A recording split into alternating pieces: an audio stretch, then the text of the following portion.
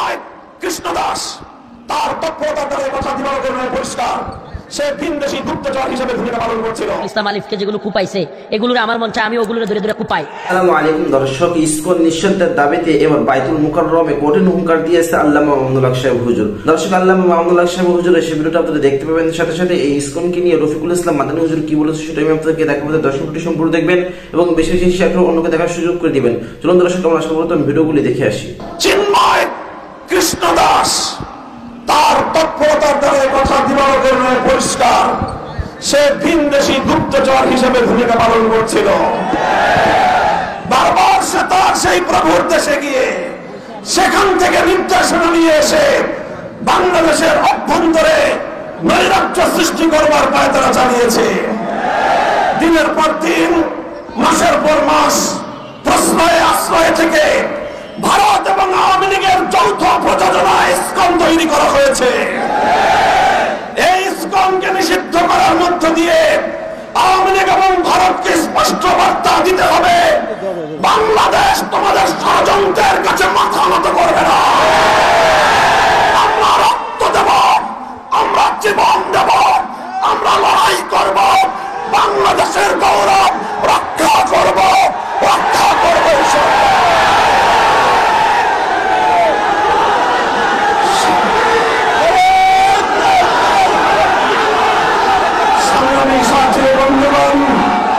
হেফাজতে ইসলামের কেন্দ্রীয় নেতৃবৃন্দ সহ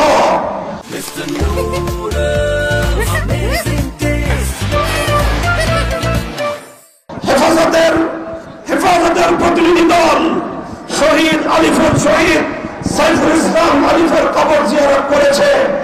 দর্শক সংযুক্ত পরিবার পরিজনের পাশে দাঁড়িয়ে তাদের কাছে আমরা কথা দিয়ে এসেছি, আলিফ হত্যাকাণ্ডের বিচার বাংলাদেশে হবে। শহীদ আলিফ যে জন্য জীবন দিয়েছে, ভারতীয় আধিপত্যবাদকে বাংলাদেশ থেকে রুখে দেওয়া হবে ইনশাআল্লাহ। ভারত যদি এখনো বাংলাদেশের মানুষের পালস বুঝতে ব্যর্থ হয়, বাংলাদেশের মানুষের বিপ্লবী ক্ষমতাকে যদি ভারত নেগলেক্ট করবার চেষ্টা করে, অসম্মান করবার চেষ্টা করে, ভারত তুমি খামখা হয়ে যাবে, পার্শ্ববর্তী কোন একটি দেশের সঙ্গে তুমি সুসম্পর্ক রক্ষা করতে পারোনি। প্রতিটি রাষ্ট্রের অভ্যন্তরীণ বিষয়ে হস্তক্ষেপ করে তুমি সার্ক অঞ্চল থেকে তুমি একঘরে হয়ে গিয়েছ। তোমার পাশে কোন দেশ নাই। চারপাশ থেকে আমরা ক্ষুদ্র শক্তিগুলো যদি তোমার হাত পা নাক চেপে ধরি, তুমি দম নিতে পারবে না, বিশ্বাস করতে পারবে না। বাংলাদেশের বুকের উপর দিয়ে তোমার সেবাদাসীকে বসিয়ে তুমি একতরফাভাবে একটার পর একটা চুক্তি করে বাংলাদেশ বিরোধী সকল স্বার্থকে ধ্বংস করে একতরফা ভারত সকল স্বার্থ নিয়ে গিয়েছে। বাংলাদেশের বিরুদ্ধে ভারতের বিগত 15 বছরের সকল ষড়যন্ত্রকে আমরা নিন্দা জানাই এবং আবার স্পষ্ট ভাষায় ভারতকে বাংলাদেশ নীতি পরিবর্তনের আহ্বান জানাই। আমি বলতে চাই, পলাতক শেখ হাসিনা, ফ্যাসিবাদী শেখ হাসিনা, খুনি শেখ হাসিনা অসংখ্য অগণিত খুন এবং হত্যাকাণ্ডের আসামি। বাংলাদেশের বন্ধু রাষ্ট্রের দাবি করে তুমি বাংলাদেশের এই খুনি আসামিকে মাসের পর মাস তুমি প্রশ্রয় দিচ্ছ। আবার এখন তোমার ঘরে বসে সে বাংলাদেশের ইসকনের পক্ষে সাফাই গায়। বাংলাদেশের মানুষকে এতটা দুর্বল ভাবলে ভুল করবে ভারত।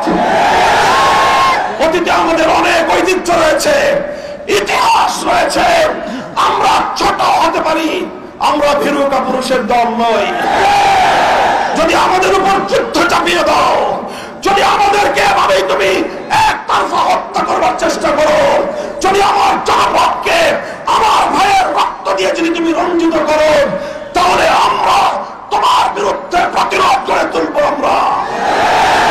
আমি যে এখন বলবো যে আমার ভাই সাইফুল ইসলাম আলিফকে যেগুলো কুপাইছে এগুলোরে আমার মন চায় আমি ওগুলোরে ধরে ধরে কুপাই, এই কথা তো আপনি বাড়াইতে পারবেন না। এক দলের নেতা হ্যাঁ এখন ওই ইসকনের বিরুদ্ধে বিবৃতি দেওয়ার সাহস নাই, প্রত্যেকটা লেজুর বৃত্তি শুরু করে দিয়েছে।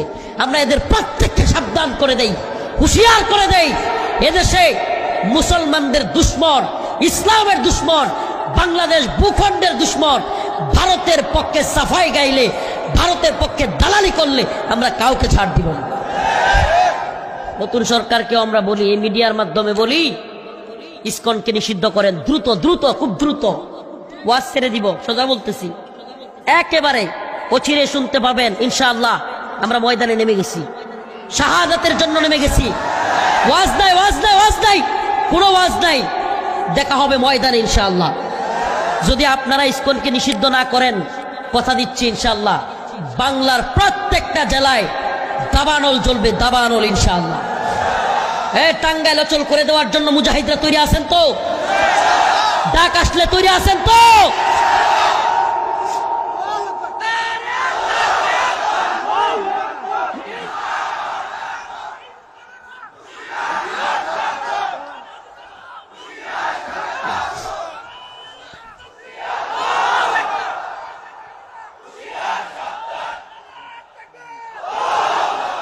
কনসেপ্ট একেবারে ক্লিয়ার, কথা একেবারে হবে তরবারির ভাষায়। কিসের ভাষায়? এখন আর ওইগুলোর সময় নাই। আল্লাহ বলছেন ইকাতিলুনা ফি সাবিলিল্লাহ ফায়াকতুলুনা ওয়া ইউকতালুন। শুধু মায়ের খাওয়া সুন্নত না, দেওয়াও সুন্নত। মায়ের খাওয়া যেমন সুন্নত, দেওয়াও সুন্নত। আমরা আর বলবো না বুক পাইতে দিব। আমরা এখন ওরা একটা ফেললে প্রয়োজনে 10টা ভারতের দালালকে সাইজ করে শাহাদত বরণ করব। রাজি আছেন তো ইনশাআল্লাহ? ডাক আসলে প্রস্তুত তো? নাকি দল আর নেতা বললে পালায়া যাবেন? দল নেতা নাই, ইসলামের জন্য দল নেতা নাই। কবরে কি প্রশ্ন হবে? মার রব্বুকা ওয়া মান দীনুকা, ঠিক কি ঠিক না? নাকি প্রশ্ন হবে what is your team, Awami লীগের, বিএনপি এর জামাত? সত্যি কথা বলবো, আবেগে আসছি, আবেগে। আজকে যে আসছি প্রোগ্রামে, এটা অনেকটা ওই আমাদের সাইফুল ইসলাম আলিফ ভাইয়ের যে নিহত হওয়ার দৃশ্য, যেইভাবে নির্মমভাবে পৈশাচিকভাবে আদালত চত্বরে এরা যেন বাংলাদেশটাকে, চট্টগ্রামটাকে একটা কাশ্মীর এবং গুজরাট বানায় ফেলছে। কি ভয়ঙ্কর পরিস্থিতি! বাংলাদেশে একজন রাষ্ট্রীয় উকিল, নর্মাল উকিল না, রাষ্ট্রীয় পিপি, তাকে দিনে দুপুরে হিন্দুত্ববাদীরা, ইসকনের রয়ের দালালরা কুপায় মেরে ফেলছে, জবাই করে ফেলছে। কল্পনা করা যায়? আপনি কল্পনা করতে পারেন? এই যে আবেগ, এই যে দরদ, অন্তরাত্মার এই গগন বিদারী চিৎকার, এই আওয়াজ থেকে আপনাদের সামনে আসছি। এই কথাগুলো পৌঁছে দিতে চাই, মুসলিম উম্মার যুবকদেরকে তৈরি করতে চাই জিহাদের জন্য, কিতালের জন্য। আর ঘরে বসে থাকবার সময় নাই। হে মুসলিম উম্মার যুবকেরা, বুঝবার চেষ্টা করো। এই তথাকথিত গণতান্ত্রিক রাজনীতি তন্ত্রমন্ত্র লাথি মেরে ফেলে দাও। উম্মার সময় এসেছে হাতে অস্ত্র নেওয়া। এই হিন্দুত্ববাদীরা আমাদেরকে উস্কানি দিচ্ছে, আমরাও তোদের পরোয়া করি না। ইনশাআল্লাহ সুম্মা ইনশাআল্লাহ যুবকদেরকে বলি, তৈরি থাকেন। ওরা আমাদের একটা মারলে আমরা 10টাকে না মাইরা শাহাদাতের পেয়ালা পান করব না। রাজি আছেন তো ইনশাআল্লাহ? এরা আমাদেরকে জঙ্গি বললো, মৌলবাদী বললো, না কি ট্যাগ দিল, এগুলোর খোঁজ পরোয়া নেই, এগুলোর তোয়াক্কাই করি না আমরা। তোরা কি বললে আমরা এগুলোর তোয়াক্কা করি না। আমরা একমাত্র ভয় করি আল্লাহকে। ভারতকে ভয় করি আমরা, আমেরিকাকে ভয় করি আমরা, ইসরায়েলকে ভয় করি আমরা। আমরা কাকে ভয় করি? আমরা আল্লাহর কথা মানি। সেলে গিয়েছি, রিমান্ডে গিয়েছি। আমার ভাই সাইফুল ইসলাম আলিফ যখন, কি বলবো, চোখে পানি ধরে রাখার মতো উপায় থাকে না, কষ্টে বুকটা ফাইটে যাওয়ার মতো অবস্থা, দিনে দুপুরে এটা ইসলামিক রাষ্ট্রে, মুসলিমদের দেশে, এটা মুসলমান পিপি। আবার এই লোকটা কি করতো জানেন? অনেকে জানে না। এই লোকটা হিন্দু থেকে যারা মুসলমান হইতো তাদেরকে ধর্ম চেঞ্জ করার যে মানে রাষ্ট্রীয় নীতি আছে, কাগজ, এফিডেভিট, এগুলো করতো। তাইলে বুঝেন, তার মানে একবার টার্গেট করে মারছে। মানে নব মুসলিমদেরকে এফিডেভিট করতো, ধর্ম চেঞ্জ করতো, ওই লোকটাকে টার্গেট করছে এবং ঘোষণা দিয়ে ফেসবুকে হিন্দুত্ববাদীরা যে আজকে সাইফুলকে কারাগার থেকে বের হইতে দেওয়া যাবে না। আমি বলি আমাদের দায় আছে, চট্টগ্রামে মুসলিমদের দায় আছে। আমাদেরকে ওরা কি বললো না বললো সরকার বলবে উস্কানি দিচ্ছি। সরকারকে বলি উস্কানির দেখছেনটা কি? উস্কানির দেখছেনটা কি? যদি আমার ভাই সাইফুল ইসলাম আলিফের হত্যাকারীদের দ্রুত বিচার না করা হয় এবং এই ইসকন নামক সন্ত্রাসী জঙ্গি, এই সন্ত্রাসী সংগঠনকে নিষিদ্ধ না করা হয়, আমরা আপনাদের সাথে আওয়ামী লীগের মতো আচরণ করা শুরু করব। পরোয়া করি না আমরা আপনাদের কেউ। দ্রুত বিচার করতে হবে, দ্রুত ইসকনকে নিষিদ্ধ করতে হবে। ইসকনকে নিষিদ্ধ না করলে প্রয়োজনে আমরা ইসকনের বিরুদ্ধে এমন আন্দোলন গড়ে তুলব যে আন্দোলনের দলে ইসকন ইনশাআল্লাহ দাদার দেশে বেসে যাবে। আমাদের কি ভয় দেখায় লাভ আছে? এই মুসলমানের ভয় দেখায় লাভ আছে? মুসলমান মারা গেলে শহীদ, সুবহানাল্লাহ। মুসলমান মারা গেলে কি?